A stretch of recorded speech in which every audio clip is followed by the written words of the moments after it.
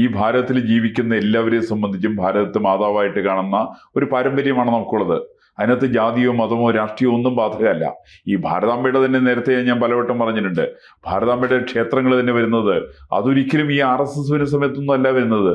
RSS സ്ഥാപിക്കുന്നതിന് മുമ്പായിട്ട് ഭാരതാംബയുടെ ചിത്രം വരച്ചത് രവീന്ദ്രനാഥ് ടാഗോറിന്റെ ജ്യേഷ്ഠന്റെ മകനാണ്. അത്രയ്ക്ക് വലിയൊരു പാരമ്പര്യം അതിനെ സംബന്ധിച്ചുണ്ട്. 1904 മറ്റാണത് RSS സ്ഥാപിക്കുന്നതിന് 21 കൊല്ലക്കാലത്തിന് മുമ്പായിട്ട്.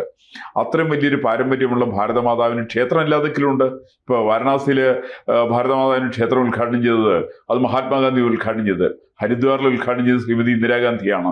അതുപോലെ ഇൻഡോറിൽ മറ്റൊരു ക്ഷേത്രമുണ്ട്. നമ്മൾ ഇതൊന്നും അല്ലെന്ന്. ഇപ്പൊ ഈ പറയുന്ന KS അനിൽകുമാർ എന്ന് പറയുന്ന അനിൽകുമാറിന് വിവരക്കേടിന്റെ ലക്ഷണം പറഞ്ഞാല് അദ്ദേഹം രജിസ്റ്റർ ആയിട്ടുള്ള കേരള യൂണിവേഴ്സിറ്റി ഉണ്ടല്ലോ, ആ കേരള യൂണിവേഴ്സിറ്റിയിൽ അദ്ദേഹത്തെ രജിസ്റ്റർ ആയിട്ട് വരുന്നതിന് മുമ്പുണ്ടായിരുന്ന വൈസ് ചാൻസലർമാര്, ഇതിന്റെ തുടക്കക്കാരൻ സർ CP രാമസ്വാമി അയ്യരാണ്.